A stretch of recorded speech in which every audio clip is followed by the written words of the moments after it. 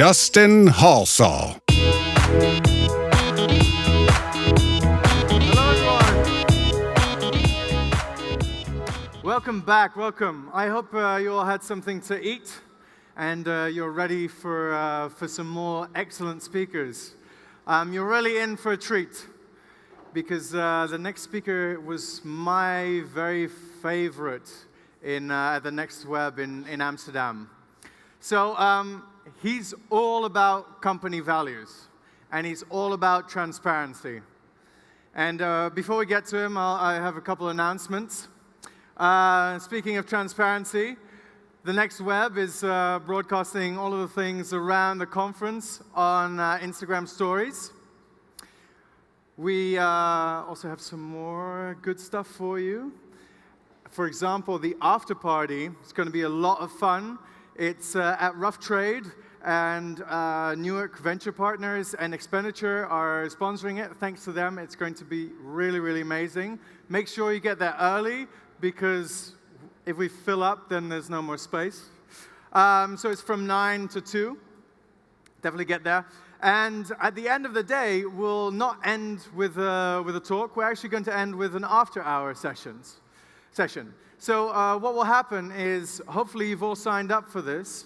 There's a whole bunch of tables and chairs outside, and there's 30 industry leaders who are going to actually have a conversation with you and with a lot of your peers. So sign up for that. There's still space for a couple tables, I think. If you don't make it to one of these tables, you're too late with signing up.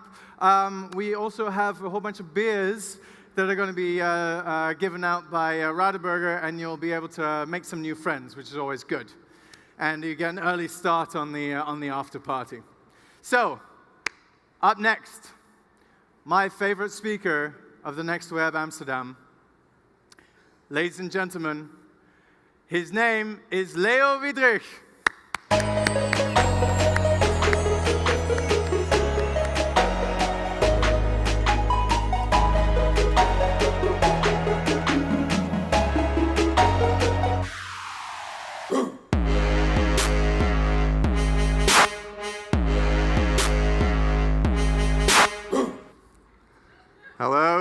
Hello, New York.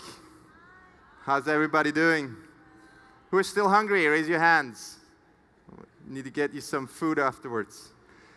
I want to take you back really quickly. 5 years ago, it's 2011. Think about what you were doing in 2011. In 2011, I was 20 years old, and I just was making all the startup mistakes in the world. And there was something that happened to Buffer at the time, which was that a publication by the name of The Next Web wrote an article about us. And after that article was written, we gained about 100 signups, which was more signups than we had gotten in the past 2 months prior to that. And so I just want to open with that and say I'm really grateful to be here, The Next Web. I love these guys. I love everyone that supports them, and that they really helped us put us on the map. Today, 3 breakthroughs, 2 failures. And I really have one prompt, one ask for all of you in the room. And I know a lot of you are on the phone, there's the laptop, there's a lot of things, we have a million things going on. But I really my goal is, there's 5 things I'm going to talk about. I want you to take just one thing away today, right? And whichever one of these 5 points will be the one thing, I don't know.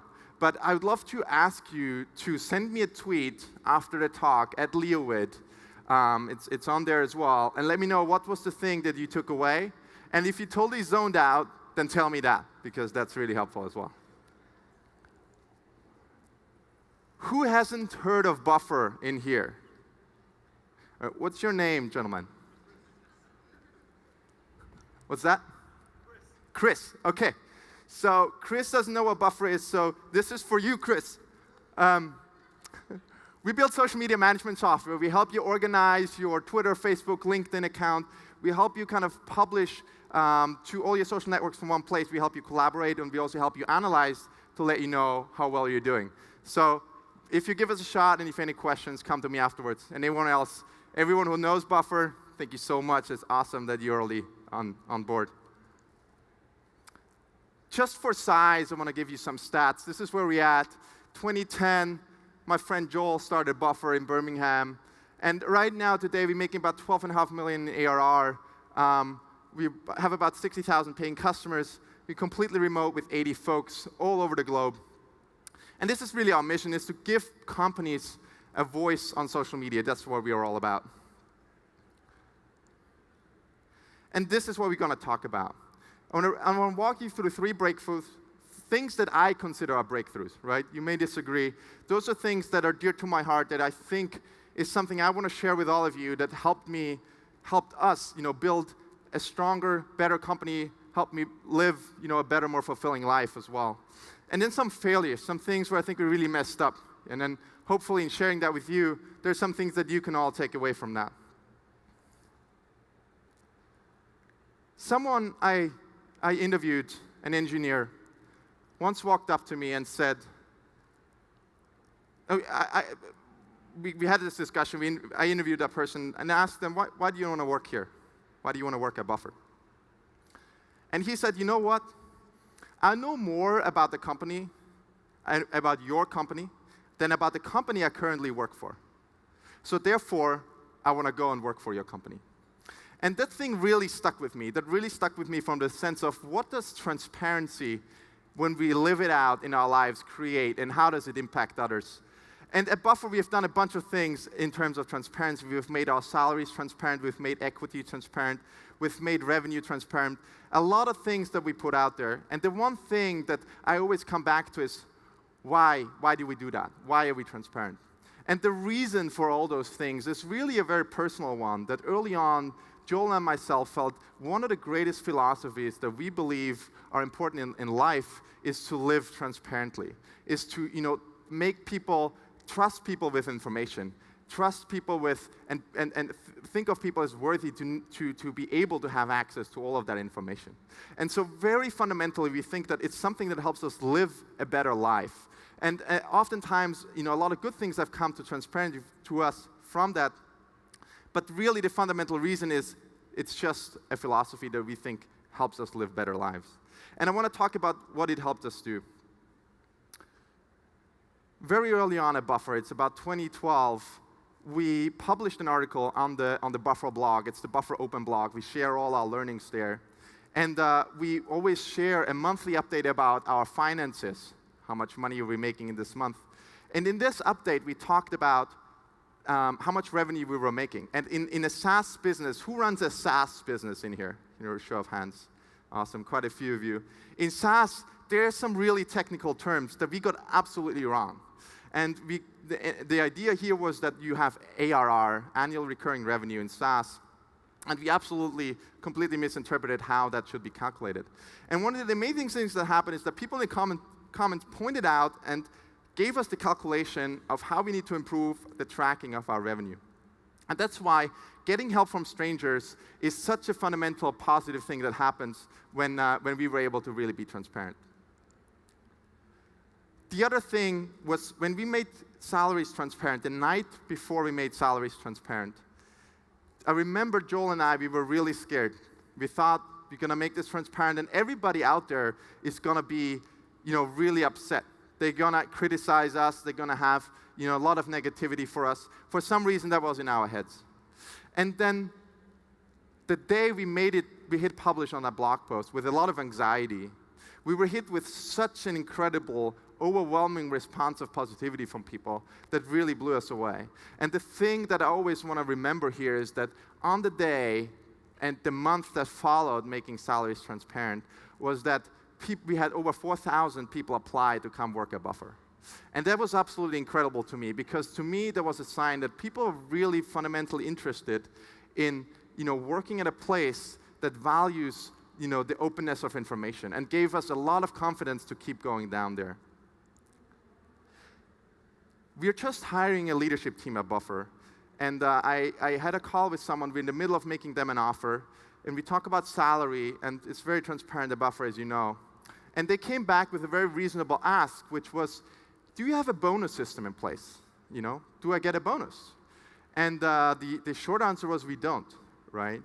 And what happened was, because we're so transparent, it was very easy for me to work with that person and share, look, I'd love to pay you in the best possible way. However, I can't just create a bonus for you, which then everybody in the company won't have. And they actually were very, very open to that suggestion. And so instead I said, why don't you come in and we create a bonus system together that's fair and across the company. And the reason I give that example is because it talks about this idea of effortless accountability, right? Without me having to wrestle with my own morals, just by putting transparency in place, it keeps me accountable. That's another one of the big lessons, the big takeaways that was so important for what we built. The second thing that I think was a real breakthrough for us was to work remotely. Who here works remotely today? Who thinks that within the next 20 years, at some point, they might be working remotely? Awesome. At Buffer, we fundamentally agree with you. We fundamentally agree with this idea that the future of work is going to be remote. At Buffer, we have 80 people that all work remotely across 5 continents, across over 40 cities, all over the globe. And it's something that's really become dear to us to create a place that's lets people live the lives that they want to live. And I want to talk about why we do that. This picture is from one of our data analysts. His name is Matt, and it makes me really happy. It really represents something that is important. Matt, earlier this year, he sold his house, and he bought this RV. And he's been traveling around the US for the last few months. And he's able to do that because we have a remote work culture. And it makes me really excited to be able to give people the opportunity to go and do that. So letting people travel the world, letting people to find a place where they're happiest is one of the things that's become really, really important to us. Not everybody wants to work remotely, right? In the sense that traveling and needs to be picking up and going somewhere all the time. But we also have this amazing thing happen where this is a picture of us, a group of people from our team being in a meeting together. And this is Nicole with her baby, Anthony. And Nicole has been, or Anthony in this case, is the first, we call it the first Buffer baby. And it's the first time we had someone,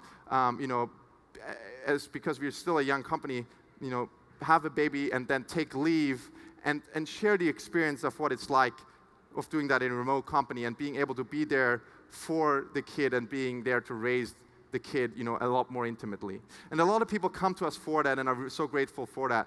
I remember one time we had an in-person meetup and Adam came up to us afterwards, one of our team members, and he gave Joel and me a hug, and with tears in his eyes, he talked to us about the fact that he's so grateful what Buffer was able to do for him and his family, for being at home and for being able to really help out in that way that he's present for his kids growing up. So that's another thing that I'm so grateful for when it comes to remote work. And I think in this day and age, I just want to emphasize that remote working is possible, right? We use Slack, we use Zoom, we use Trello, Dropbox. Those are the key things for us to stay in the loop. And if you'd asked me 10 years ago if you can work remotely, I'd probably said it might be more difficult. But I feel like technology has advanced to a place, but I think that's a lot more feasible. There is an entrepreneur that I highly respect. His name is Tony Hsieh. He's the CEO of the shoe company Zappos. And he was once asked, when he sold Zappos, what is something he would absolutely do differently if he had to start over? And Zappos is a company that's really well known for their culture. And the answer he gave really surprised me.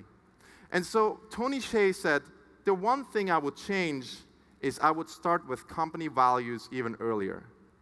And I remember Joel and myself sitting there with this 5-7 person startup, what was Buffer at the time, and thinking about, wow, someone that's already such a mentor to all of us in the world about culture still talks about starting earlier. And that was just a wonderful primer for us to start building a culture-first company, and we started to put values in place. These are our 10 values and that we try to live by, and it's really helped us to build a company that we are having a lot more fun being part of every day. And I want to talk about a couple of things that came out of that. The first one is not so nice. Is that when we started to put our values in place, 5 months in, we fired half the team, right? And that was really painful. That was really painful, but we had just written down these values, and we could no longer turn away from the truths that we had defined for ourselves, and we really had to live by that. And so in that sense, culture is really like a disinfectant. It stops you from being able to turn away from the truth. Once you have it written down, there's one thing that's going to happen. Either you're going to live by your values, or you're going to make it just a piece of paper that's written on the wall that everybody ignores anyways. And we really wanted to go down that route. And that was one of the most painful, however, most unifying things at the same time that sent a signal that this is truly what we're about. The other thing I want to talk about is this: culture is your safety net. There's a book from Nicholas Nassim Taleb, and it's called Antifragile. And if you think about the definition of antifragile, I really, really love that, if anyone has read this book. And it says that, systems that break and then come back stronger than they were before, that's the definition of anti-fragile. And that's really what I think, if you have a culture-first company, what it allows you to do. It's not resilience, it's not just being able to absorb a shock. It's actually to grow and get a lot stronger from when you get hit by something that's a really negative experience. And that's why I believe company culture is so important. I'm going to pause here real quick. Those were a couple lessons. Those were things that were really important. Those were things that I'm celebrating as breakthroughs that we were able to accomplish. But I want to take a moment and kind of, with this black slide, move us a little bit to the dark side, right? To the dark side of things that didn't go so well, Things that, as first-time founders were really, really difficult. And I want to dive into that briefly. So this is us getting hacked. And when I told my parents we've been hacked, this is what they thought was going on. And it was something that they couldn't really comprehend. It was something that me going through some of the worst periods of my life with the company was really foreign to them. Did someone steal our computer? Did someone, take boxes when I explained service to her? And so I woke up in late December one day, and I opened my Facebook, and every Facebook post is weight loss spam. And I'm like, well, whoever got hacked, they're in deep shit. And then I looked at who was publishing these things, and I realized it was via our product. And that was, by all means, the moment where I thought, that's it, we're done. We can pack in and we can go home. And it's really one of those lessons, one of those things where we made some mistakes that, led us to that, where some incredible learning came out of that. And one of the biggest things is this idea of security. Who here rides a bike more or less every day? Right. Who here wears a helmet when riding a bike? Much less. All right. So the psychology, and I read up about this, the psychology of wearing a helmet is really fascinating. As humans, what we do is every day that we ride a bike and nothing happens to us, we count that in our heads as, one more experiment that's gone well. So if you ride our bikes 100 days in a row and never ever anything happens, we think that the statistics of us ever getting into an accident are really, really low, right? Because we have the evidence that over the past 100 days, nothing has happened. And that analogy, I think, is so important because it's exactly what's going on with security and startups and with all of you building great companies today. Which is that, because nothing has happened and because another day has passed where nothing's happened, we think we are safe. When the logical mistake that we make is that when we have an accident on the bike or when we get hacked, it's not something that we have done. It's something when someone else makes a mistake and hits us on the bike, right? And so that was the same lesson that we took away. And I'm really grateful for our CTO, Sunil, to say, this is not about fixing any individual problem. This is about changing your mindset, right? He talked about a security mindset, which is that security is never done. You just proactively, every day, think about how do you create a better system. And yes, we did a bunch of things like, two-factor authentication and much better testing and much better storing of our different passwords and all those things. However, it's really the mindset the security mindset, that was the key takeaway that I want to share. And the second thing was that crisis communication, when something bad happens that's outside of our control, the way we react to it can fundamentally change the reality of that event.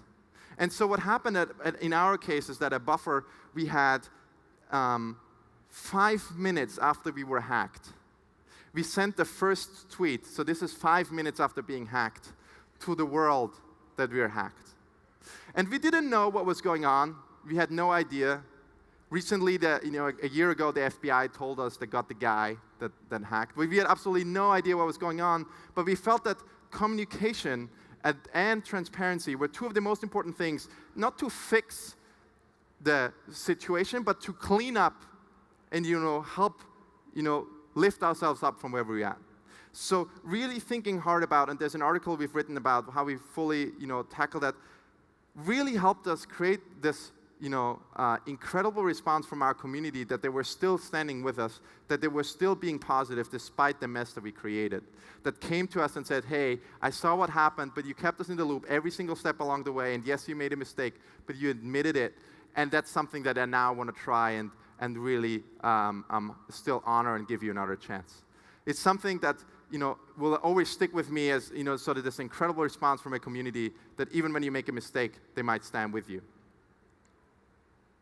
And the most recent thing, and I've never talked about this publicly up until today, is that just a few months ago, we went through layoffs at Buffer, which for the people, especially for the people that were laid off, I think that's one of the worst periods in their lives. People tell me that, there's two things that are the worst things in people's lives, is if someone in your family dies and if you get fired from your job. And what happened was that earlier this year, around May, April, May, we were in a position where, if you look at this graph, we were making $900,000 every month, and we were spending $1.1 million every month. You don't have to be really good at math to know where that's going to lead you, right?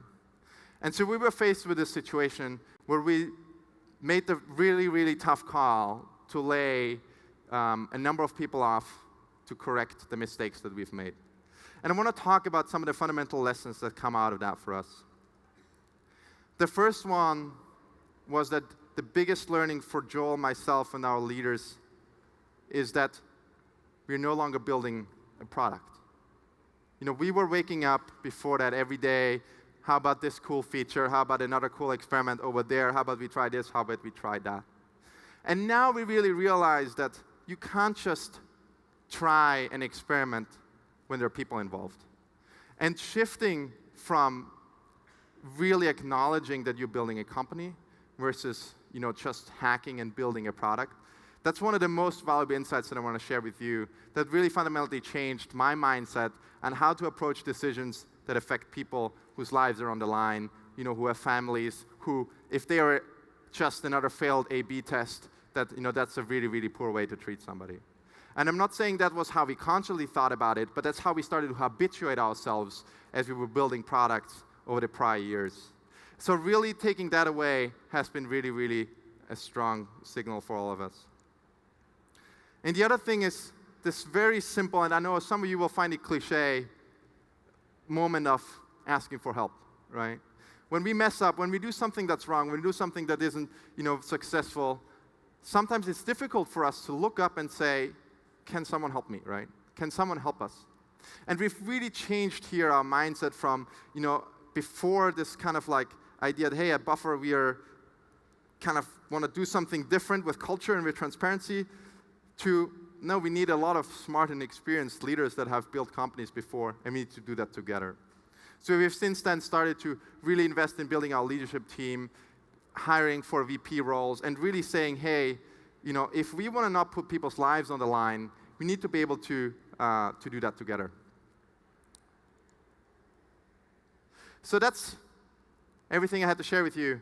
And this is one of my favorite Zen quotes that I really like. And the quote is, this is it. And no matter what happens in your startup, all the good stuff, all the breakthroughs, all the salary, transparency, celebrations, some of the things that people have been applauding us for, all the bad stuff, the layoffs, that were really, really difficult, I try to remember and remind myself, especially in times of, turmoil in our lives, is to come back to this idea that this is it, right?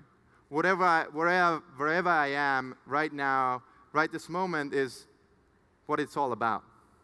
And finding some acceptance in that has been one of the most fundamentally rewarding things for me. This is us being in Hawaii at a retreat earlier this year, before some of this bad layoff stuff happens. And I've kind of always come back to looking at that picture and whatever is going on, this is it. And with that, thank you so much for your attention. I really appreciate it. You can go check out openedupoffer.com. You can email me. Please send me a tweet. If you're in New York, the final thing, I just opened a meditation space and co-working. So if you're interested in that at all, come, ping me. I'd love to have you if you're in New York as well, and build community here. Thank you so much. Have a great rest of your day. Well done.